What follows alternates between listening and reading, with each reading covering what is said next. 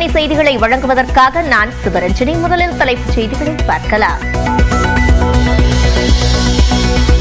அரசு ஊழியர்களுக்கான அகவிலைப்படி 2 விழுக்காடு உயர்வு.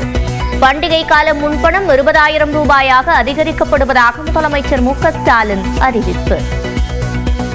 அரசு பணியாளர்கள் மற்றும் ஆசிரியர்கள் அவங்களோட குடும்பத்தினரோட பண்டிகைகளை சிறப்பாக கொண்டாடின வகையில் ஏற்கனவே இதுவரை வழங்கப்பட்டு வரும் 10,000 ரூபாய் பண்டிகை கால முன்பணம் தற்போது 20,000 ரூபாயாக உயர்த்தி வழங்கப்படும். பழைய ஓய்வூதிய திட்டம் உள்ளிட்டவை குறித்து ஆராய அமைக்கப்பட்ட குழு செப்டம்பருக்குள் அறிக்கை அளிக்க வேண்டும். சட்டப்பேரவையில் முதலமைச்சர் மு.க.ஸ்டாலின் அறிவிப்பு.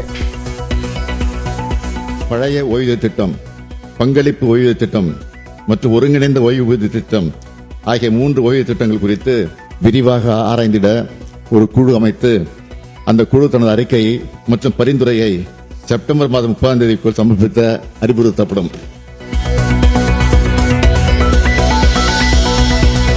அரசு ஊழியர்கள் ஆசிரியர்கள் ஈட்டிய விடுப்பு நாட்களை சரண் செய்து பணப்பலன் விவகாரம்.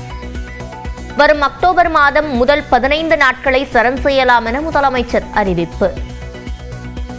அரசு அலுவலர்கள் மற்றும் ஆசிரியருடைய கோரிக்கையை பரிசீலித்து ஈட்டி விடுப்பு நாட்களில் 15 நாட்கள் வரை 1/10/2025 முதல் சரண் செய்து பணப்பயன் பெறலாம் என்பதை இந்த அவையில் மகிழ்ச்சியோடு தெரிவித்துக் கொள்கிறேன்.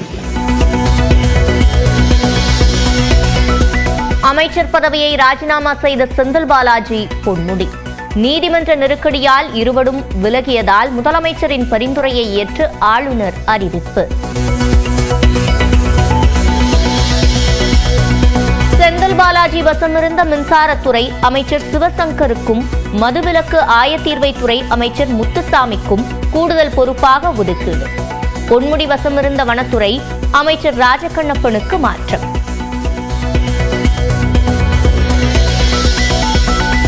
அமைச்சரவையில் மீண்டும் இடம் பிடித்த மனோ தங்கராஜுக்கு பால்வளத்துறை ஒதுக்கப்படும் என தகவல். இன்று மாலை ஆளுநர் மாளிகையில் பதவியேற்பு விழா.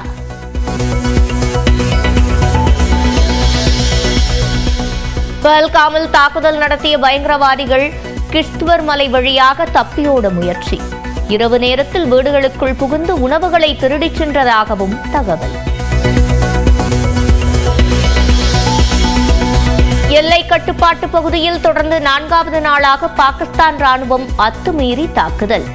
தக்க பதிலடி கொடுக்கப்பட்டதாக இந்திய ராணுவம் அறிவிப்பு. இந்தியாவிலிருந்து பாகிஸ்தானியர்கள் வெளியேறுவதற்கான காலக்கெடு நிறைவு. அட்டாரி எல்லை வழியாக 537 பேர் வெளியேறியதாக அதிகாரிகள் தகவல். வரும் 4ஆம் தேதி தொடங்கும் அக்னி நட்சத்திரம். தொடர்ந்து 25 நாட்களுக்கு வெயில் கொளுத்தும் என கணிப்பு. சட்டப்பேரவையில் முதலமைச்சர் மு.க.ஸ்டாலின் ஆற்றி வரும் முறையை தற்போது பார்க்கலாம். மாண்புமிகு பேரவைத் தலைவர்களை மாண்புமிகு தொழிலாளர் துறை அமைச்சர் கொண்டு வந்த சட்டத்திருத்தத்தில் சில சட்ட திருத்தங்களை முன்மொழிய விரும்புகிறேன். துறை மாண்புமிகு முதலமைச்சர் அவர்கள்.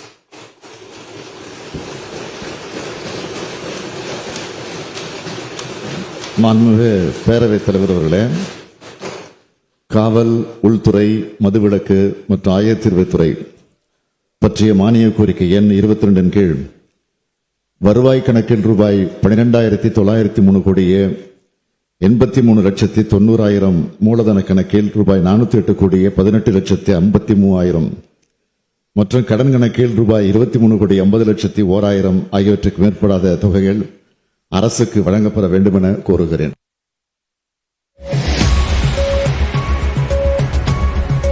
தற்போது சட்டப்பேரவையில் முதலமைச்சர் மு.க.ஸ்டாலின் பேசிய அந்த காட்சிகளை பார்த்தோம்.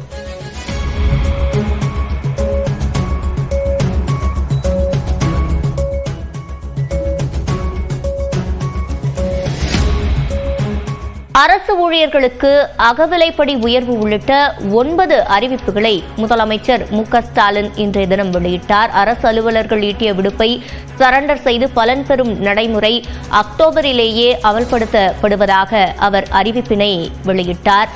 ஈட்டிய விடுப்புக்கான பலன்பலனை பெறலாம் என்று அவர் அறிவிப்பினை வெளியிட்டிருந்தார். இதேபோல மொத்தம் 9 அறிவிப்புகள் அரசு ஊழியர்களுக்காக வெளியிடப்பட்டது. மாண்புமிகு பேரவைத் தலைவர் அவர்களே, தற்போது அரசு ஊழியர் நலன் கருதி அவங்களுக்காக 9 அறிவிப்புகளை தாங்கள் வாயிலாக வெளியிட விரும்புகிறேன். முதல் அறிவிப்பு, கோவிட்-19 பெருந்தொற்று காலத்தில் அரசு நிதிநிலையின் மீது ஏற்பட்ட பெருஞ்சுமை காரணமாக நிறுத்தி வைக்கப்பட்டிருந்த அரசு அலுவலர்களுக்கான ஈட்டிய விடுப்பு சரண் செய்யும் நடைமுறையை 1/4/2026 முதல் 15 நாட்கள் வரை சரண் செய்து பணப்பலன் பெறும் வகையில் மீண்டும் செயல்படுத்திட 2025-26 ஆண்டுக்கான நிதிநிலை ஒதுக்கீடு அறிவிப்பு வெளியிடப்பட்டுச்சு. இருந்தாலும் அரசு அலுவலர்கள் மற்றும் ஆசிரியர்கள் இந்த அறிவிப்பை இந்த ஆண்டே செயல்படுத்திட கோரிக்கை வச்சிருந்தாங்க, தொடர்ந்து வைத்துக் கொண்டிருக்கிறார்கள். அரசு அலுவலர்கள் மற்றும் ஆசிரியர்களுடைய கோரிக்கையை பரிசீலித்து ஈட்டி விடுப்பு நாட்களில் 15 நாட்கள் வரை 1/10/2025 முதல் சரண் செய்து பணப்பயன் பெறலாம் என்பதை இந்த அவையில் மகிழ்ச்சியோடு தெரிவித்துக் கொள்கிறேன். இந்த அறிவிப்பின்படி சுமார் 8 லட்சம் அரசு அலுவலர்கள் ஆசிரியர்கள் பயன்பெறுவாங்க. இந்த அறிவிப்பினை செயல்படுத்திட ஆண்டு ஒன்றுக்கு 3561 கோடி ரூபாய் கூடுதல் நிதியை அரசு ஒதுக்கிடும். இரண்டாவது அறிவிப்பு, 1/1/2025 முதல் 2 விழுக்காடு அகவலப்படியினை ஒன்றிய அரசு அலுவலர்களுக்கு உயர்த்தி வழங்கிட அறிவிக்கப்பட்டதன் அடிப்படையில் மாநில அரசு பணியாளர்களுக்கும் 1/1/2025 முதல் அகவலப்படி 2 விழுக்காடு உயர்த்தி வழங்கப்படும் என்பதை மகிழ்ச்சியோடு தெரிவித்துக் கொள்கிறேன். இந்த அகவலப்படி உயர்வால் சுமார் 16 லட்சம் அரசு அலுவலர்கள், ஆசிரியர்கள், ஓய்வூதியதாரர்கள் மற்றும் குடும்ப ஓய்வூதியதாரர்கள் பயன்பெறுவாங்க.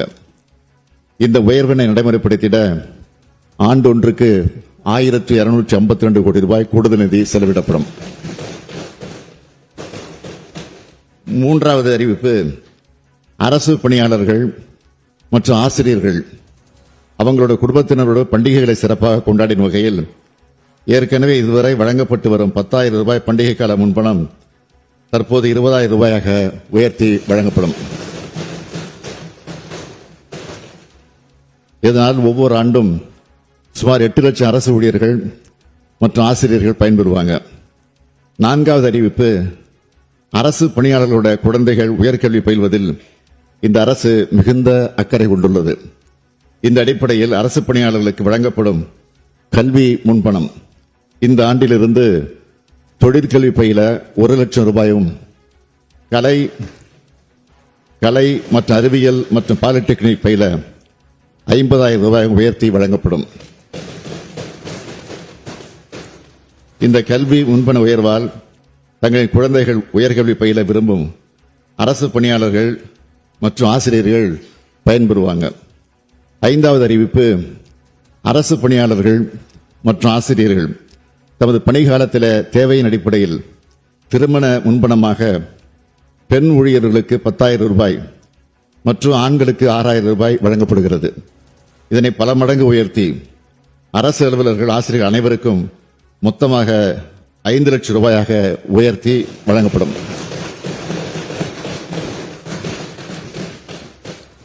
ஆறாவது அறிவிப்பு, தமிழர் திருநாளாம் பொங்கல் பண்டிகைக்கு முன்னாள் கிராம பணியமைப்பு உட்பட சி மற்றும் டி பிரிவு ஓய்வூதியதாரர்கள், அனைத்து வகை தனி ஓய்வூதியதாரர்கள் மற்றும் அனைத்து குடும்ப ஓய்வூதியதாரர்களுக்கு தமிழ்நாடு அரசால் ஆண்டுதோறும் வழங்கப்படும் பரிசு தொகை 500 ரூபாயிலிருந்து 1000 ரூபாயாக இனி உயர்த்தி வழங்கப்படும். இந்த உயர்வால் சுமார் 4,71,000 ஓய்வூதியதாரர்கள் மற்றும் குடும்ப ஓய்வூதியதாரர்கள் பயன்பெறுவாங்க. இதனால் அரசிற்கு ஏற்படும் கூடுதல் செலவினம் சுமார் 24 கோடியாக இருக்கும். ஏழாவது அறிவிப்பு, ஓய்வூதியதாரர்கள் அவர்தம் குடும்பத்தினரோடு பண்டிகையை சிறப்பாக கொண்டாடிட தற்போது வழங்கப்படும் பண்டிகை கால முன்பணம் 4,000 ரூபாயிலிருந்து 6,000 ரூபாயாக உயர்த்தி வழங்கப்படும். இந்த உயர்வால் சுமார் 52,000 ஓய்வூதியதாரர்கள் பயன்பெறுவர். இதனால் 10 கோடி ரூபாய் கூடுதல் செலவினம் ஏற்படும். 8வது அறிவிப்பு. அண்மையில் பழைய ஓய்வூதிய திட்டம், பங்களிப்பு ஓய்வூதிய திட்டம் மற்றும் ஒருங்கிணைந்த ஓய்வூதிய திட்டம் ஆகிய 3 ஓய்வூதிய திட்டங்கள் குறித்து விரிவாக ஆராய்ந்திட ஒரு குழு அமைத்து அந்த குழு தனது அறிக்கையை மற்றும் பரிந்துரையை 9 மாதங்களுக்கு சமர்ப்பிக்க ஆணையிடப்பட்டுள்ளது. பல்வேறு அரசு அலுவலர் மற்றும் ஆசிரியர் சங்கங்களின் கோரிக்கையின் அடிப்படையில் இந்த குழு தனது அறிக்கையை மற்றும் பரிந்துரையை செப்டம்பர் மாதம் 30ஆம் தேதிக்குள் சமர்ப்பிக்க அறிவுறுத்தப்படும். 9வது அறிவிப்பு. திருமணமான அரசு பெண் பணியாளர்களுக்கு மகப்பேறுக்காக 9 காலமாக இருந்த விடுப்பு 1/7/2021 முதல் ஓராண்டு காலமாக உயர்த்தப்பட்டு